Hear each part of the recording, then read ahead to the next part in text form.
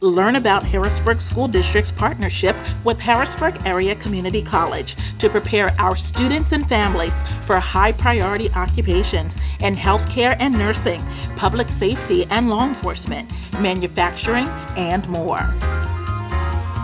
I'm really excited. Our first presenter tonight is Mr. Vic Rodgers. And when you talk about building relationships and partnerships, Mr. Rodgers definitely comes to mind from the Harrisburg Area Community College. And I'm really excited through months and months of conversation that we're here this evening to have Mr. Rodgers talk about this high priority occupation training program that we want to bring to the Harrisburg School District, the community, through our John Harris campus. So I'm going to turn it over to Mr. Vic Rodgers. Good evening. Good evening, Mr. Selmer. Dr. Samuels, it's great to see you again. Someone is running the PowerPoint, I'm sure, so I'll ask them to bring that up. For those of you who don't know me, I'm the Vice President in charge of Workforce Development at Harrisburg Area Community College. And for those unaware of what that exactly means, it means that I get to oversee the workforce development efforts in our 11 county service region and our, our 5 physical counties. So we stay pretty busy. And I would like to just thank publicly Mr. Selmer and his entire team for being so proactive, so easy to work with. He talked about partnering. It's a family affair at this point. It's no longer partners. And we look forward to seeing what we can work with the school district. So for those of you unaware, again, HACC has really 2 components. We have the academic component that all of you are used to. Many of you either attended or know family members who have. Then they have the workforce development component, which I oversee, which is really serving business and industry in the same way that we serve our students on the academic side. So business and industry has put their marching orders in front of us, asking us to help them develop talent, help them find talent. And this is a wonderful opportunity to really kind of mesh the needs of the Harrisburg School District and what business and industry are telling us that. So one of the things they're looking at is really foundational skills. So the ability to manage your time appropriately, the ability to work in teams, to communicate effectively, right? To appropriately resolve conflict. And we came up with a program for work readiness called the STEP Academy, as you see on the screen. And you can see what those acronyms stand for. Stand up, take action, expect results, and put in the work really allows our young men and women a different viewpoint on what the expectations are for the world of work. So we have them dress professionally. They have to do public speaking. We have them work in teams. It's about a 140-hour program, but at the end, you would not recognize them. They are ready to go right into the world of work or even into some academic things. So if you look, it says workforce versus college bound. We really started this program for those students who didn't have a plan. I think each of us can look at those students who are ready for college. I mean, they stand out like a sore thumb. You can see they've done all the AP work. They've done everything to be ready. But then there's a large number who just don't know yet. That's when we like to get into our STEP Academy because we give them those skills, but we also do career exploration. We take them to manufacturing sites, to healthcare organizations, and let them see what the world of work looks like for themselves. Right? So they do acquire these skills that employers are telling us are critical. They have told us that they want those foundational skills even more than skilled training, if you can believe it or not. So we give these students that opportunity, and we want to bring that to the Harrisburg School District. Upon completion, they're going to receive up to 3 college credits, right? Which is a great start. But they also get OSHA 10, they get CPR first aid, and they get the National Career Readiness Certificate through WorkKeys. And as many of you know, that's part of now the ability for schools who have people who don't have Keystone success. They can now use WorkKeys as part of that alternative pathway. So we're really excited about that. Again, we give them a portfolio out of this program that has cover letters, resume, LinkedIn account, just everything that gets them ready to walk out of your door and be a functioning member of society. Next slide, please.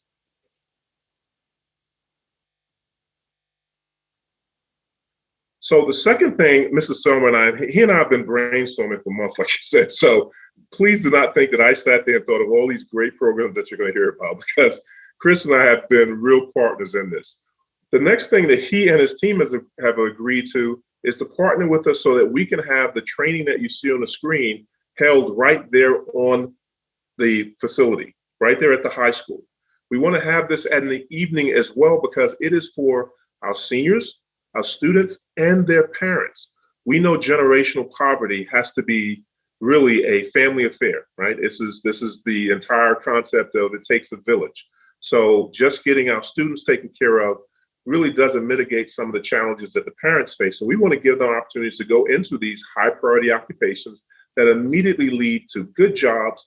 And we have employers that are standing by on the back end, waiting to engage with these folks. And then some of them need a little bit more help. So we're looking at GED and ESL for those who were not able to take advantage of that or need those services.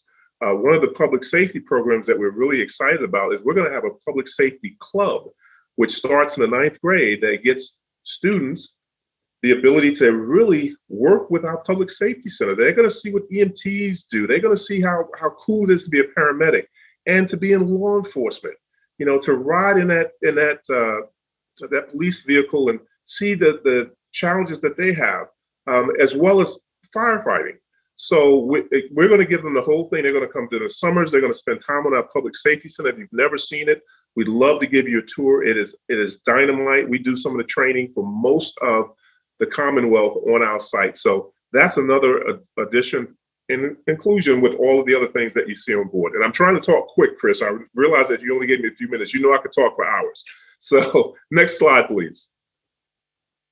We also have a pre-apprenticeship program that we're hoping to start this summer. So for those of you not aware, apprenticeships have become the real kind of sticking point for the governor in terms of he wants to see us engage with this. Well, for an apprenticeship to really work, we've got to have a pipeline. We hope to create that pipeline by creating pre-apprenticeship programs so that high schoolers get some of those skills at the beginning part that really transition right into a full-blown apprenticeship.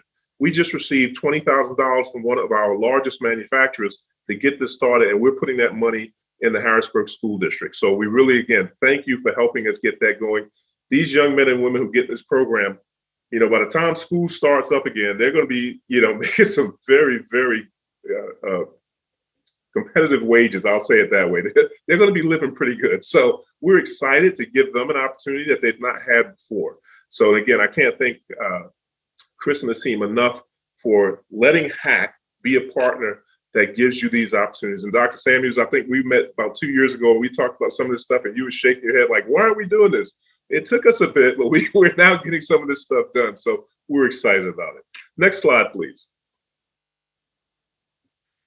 And last but certainly not least, this has been something that Associate Principal Cordero and myself and some of the folks from our academic team have looked at just recently, and we're starting to get some traction behind this.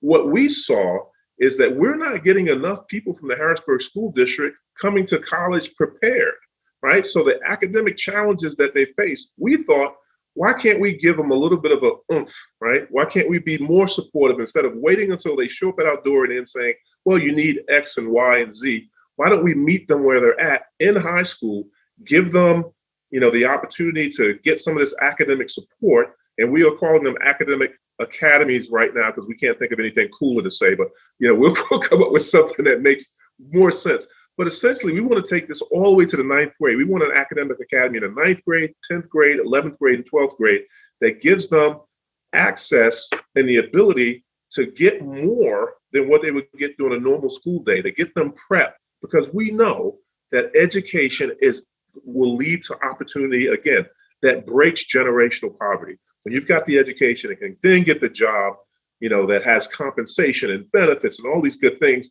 your life changes. And we want to be part of that change in our community, right? Because we are the community's college, right? So the last two parts really are dual enrollment. We want to make sure that that happens.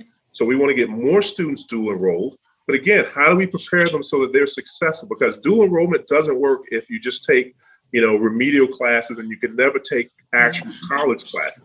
So again, we hope the academic programs, the academic academies that we have will prepare them for that. And we're going to work with Ms. Cordero and the team on how do we get more teachers vested so that they can take that college and the high school program that HACC has and actually teach that on your campus. So again, we're very excited. I know I'm talking fast, but I want to make sure I had a time open for any questions. And that's really that's my last slide. I think they've got my contact information up. please feel free at any time to reach out and say, hey, Vic, can you explain that program to me again? I would be delighted to. I love what we're doing. As you can see, I'm a little excited. So then that's a great thing, because that means that, the same passion that Chris has and his team has, we have at HACC as well. We think we can do a real service to this community that in some cases has been challenged. We know this, but we can make this the stellar opportunity, because no one's doing this anywhere in the Commonwealth, folks.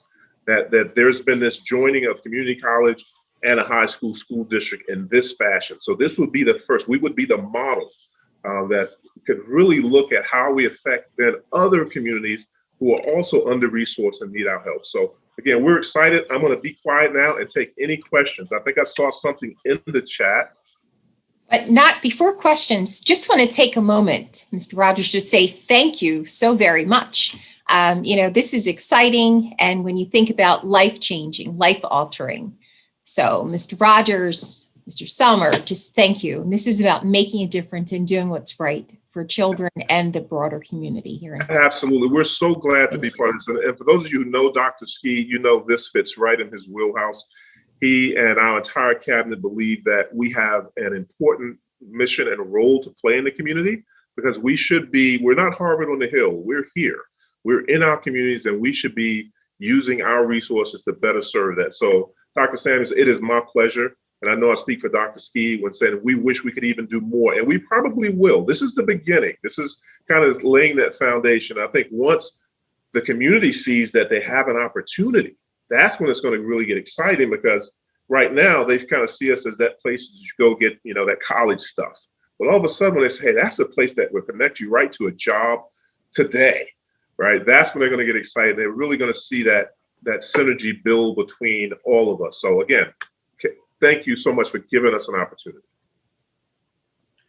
Thank you. I'm going to call you Vic, because absolutely. I really appreciate it. And again, just to see all the conversations and the think tanks and the thoughts come to fruition this evening, and what this could mean for the entire city of Harrisburg. I think the opportunities are endless, and this can only grow from the concepts that you shared this evening. And so again, thank you. And I just want to also thank you, because you not only came with ideas, you came willing to partner with financial resources too. And I want to make that note, because that's important to the school district. We have a lot of individuals that come to us, and they may have great ideas, but resources, etc. But you have come thinking about solutions and supports on how we can also financially support these initiatives moving forward. And I just want to thank you for that, because I appreciate it. I appreciate it so much, Chris. And I will say one thing real quick that I didn't add it to the presentation, and I should have. I'm remiss for not doing so. But South Central PA Works, which is our local workforce development board, is excited about this idea as well. So they're going to partner with us. So then when we have opportunities for training, they're going to screen parents to see if they are eligible for those dollars to support that. We're also looking for our foundation dollars. This is too important to let those kinds of barriers stop, because this is generational change if we do this right. So I'm committed to doing that. And I can't thank you enough for partnering with us and giving us the opportunity. And I did see, I think, a couple of questions in the chat. And one of them is, the dual enrollment programs offered inside of our buildings, or do they require transportation to the HACC campus? I'm not sure. I think that it's a combination. I think it's especially now that we've been teaching remote, right, for a year and a half. I think transportation is not the issue that it was before. So, but college and the high school is taught. And we talked to Ms. Cordero, and I don't want to spill any beans right now, but she said she's even found a space for us, Chris, that she's excited, thinking that we might be able to utilize that. So again, we're pushing forward. I've told the team, do not let perfection be the enemy of the good. Let's get it going. We'll fix it as we go down the runway, right? We'll put resources as we need. But our kids deserve this. They deserve this chance and this opportunity. I've been waiting for years to partner with you guys on this.